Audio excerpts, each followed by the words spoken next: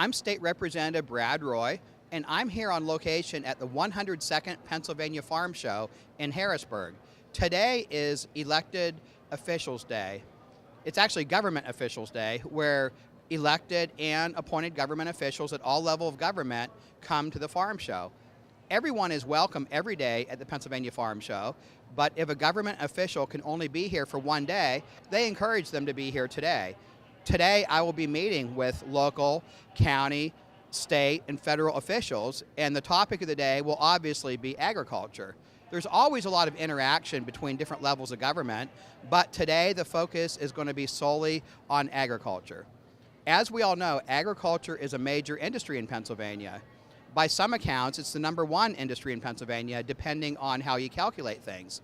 Locally, agriculture is very important in Crawford County and Erie County, so that's why I'm so excited to be here today. Locally, we have a lot of good fairs. We have the Albion Fair, the Waterford Fair, the Erie County Fair, Crawford County Fair, Cochranton Fair, and Spartansburg Fair. This is really like a big fair here, but it's unique that it's all inside. So hopefully people that can't get to the farm show can learn a little bit about the farm show today. And hopefully, if you can't get here this year, you'll get here next year. When a lot of people think of agriculture, they think of things like dairy cows and pigs and chickens and things like that. But here at the Pennsylvania Farm Show, they try to showcase other parts of agriculture people may not think about as much. And one of those things are honeybees and honey production. I have with me Cathy Vorisek, who is a Crawford County resident, and she's going to tell us a little bit about honeybees in Crawford County and about honey production. Okay, well, good morning, Brad. This is a great time to be down here. Our honeybees, we're really excited. We have here, this is our Learning Education Center. We are sponsored right now by the Pennsylvania State Beekeeping Association. Overall, there's about 6,000 beekeepers in Pennsylvania. However, most of them have 10 or fewer colonies. They're not producing honey to sell. They're making honey for their friends, their neighbors, and they're keeping it local.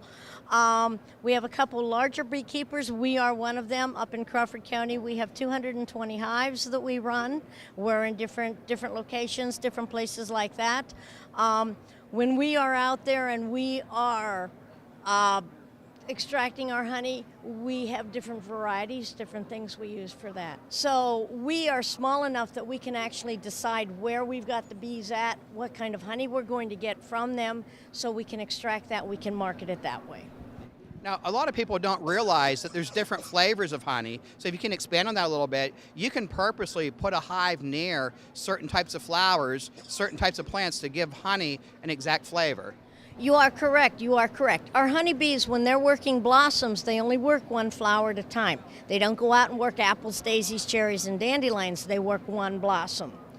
Because they're doing that, when they're done with that one blossom, they can take and they bring it home, they finish it off, and they seal it, so when we can extract it, we get that honey. Several years ago, a major concern was brought to the forefront of beehives collapsing, a lot of honeybees dying. Can you briefly tell us, is that problem getting better or getting worse, or is it about the same? About maybe 5 years ago, we lost about 50% of our bees. Across the state, we lost between 60 and 70% of the bees. We weren't sure why. There is a parasite out there called a mite. There are two different kinds of mites. There's the Varroa mite and the tracheomite. They get in there, they lodge on the bee, and they suck the life out of them, so to speak. They weaken them to the point that they can't survive and they will die. That's one of the issues. We are working with that. We're trying to medicate the bees. We're trying to find some different ways of holistically treating the bees. Another thing is the genetics. About 10, 15 years ago, we brought in bees from Australia. Part of our problem when we brought in those Australian bees is they're on the completely different cycle from us. So in our winter, it's their summer. So we're bringing bees up, we're expecting them to work all year round, and they have to have a time of rest. So we think that's another reason. Also, Australian bees are not immune to the mites, and so that's killing the mites, or the mites are killing them more too. So we've got the genetics, we've got the mites.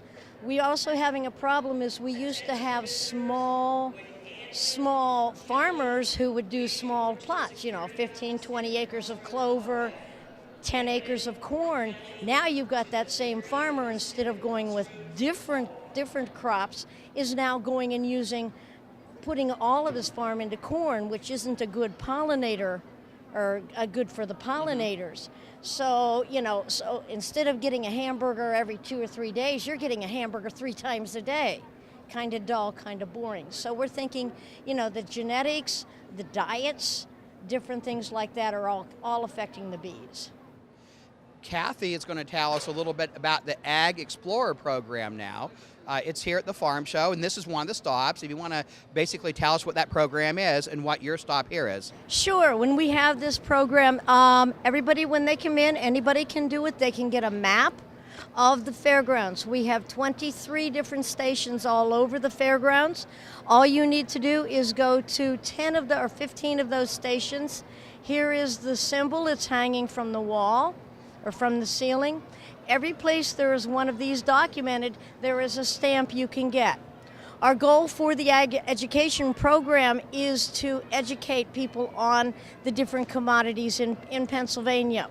So when they come to me, they come over here, they have to identify what kind of facility we've got here. We are the bees, the honey bees, and the bees and honey.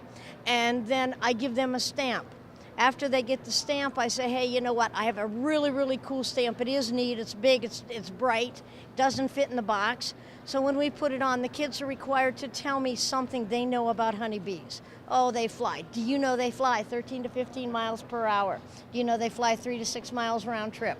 Give them a little bit more information so the next time they come back for another stamp, they're going to be able to expand on what they're doing. Bees make honey. Do they go to Walmart to get their ingredients? No, they go to flowers. They get pollen from flowers. Well, pollen is what they get from flowers, but that's not what makes the honey. The nectar makes the honey. So after they give me, or after I give them a stamp, we do a little bit of educating. I then paint thumbs, like I painted your thumb today. This is all thumbprints from this year. I let the kids come along. They can either they can decorate their own thumbprint. They can put their name. Honeybees have 2 antennae, 3 body parts, 4 wings, 5 eyes, and 6 legs. So they have the opportunity. They can decorate these by themselves. My goal for this year is to get 2,000 thumbprints. I only made 1,700 last year, and I was accused of slacking. Well, how many thumbprints do you have so far this year about? I would say there's 800 on here. Oh, okay. So yeah, I've got my work cut out for me. Okay, I already did mine. Mine's right over here. And then there's a very special one over here. Show us a special one over here. Secretary Russ Redding comes in every year. He usually comes down and visits me every morning. Here is his. And when his wife comes in, there's a spot for hers right next door. Anybody can come along here, and anybody. I get all my public officials, and Brad is one of my officials, so he is on here. And so I just have a fun time. This is my job for the week. Well, thank you, Cathy, for sharing a little bit about honeybees and honey production. I hope everybody learned a little bit about that segment of agriculture. Again, most people are very familiar with cows and chickens and pigs, but there's so many different facets of agriculture. And one nice thing about the Pennsylvania Farm Show, people who normally might not really pay any attention to some of these other parts of agriculture, they can learn a little bit about it and become educated. So thank you again for your time. Thank you, and just remember, without honeybees, we wouldn't be able to eat as well as we do, because honeybees pollinate 80% of the food that we eat. So, if we didn't have the honeybees, and that's part of the concern, that's part of what the awareness is. So, you want to keep a hive of bees in your backyard, we'll do that. Check your zoning, but we will do that. You can't really come to the Pennsylvania Farm Show unless you look at cows. So we're in the cow area right now. And something interesting that people need to realize, even though the cows are here on display, there's a lot of work that needs done. As you can see, people that have their cows here are continuously working on their cows so they can show them and hopefully win a blue ribbon. I hope that you learned a little bit about agriculture today. And if you can't make it to the Pennsylvania Farm Show this year, be sure to come next year. It's one of the best events Pennsylvania has every year, and anyone who comes can learn a lot about agriculture.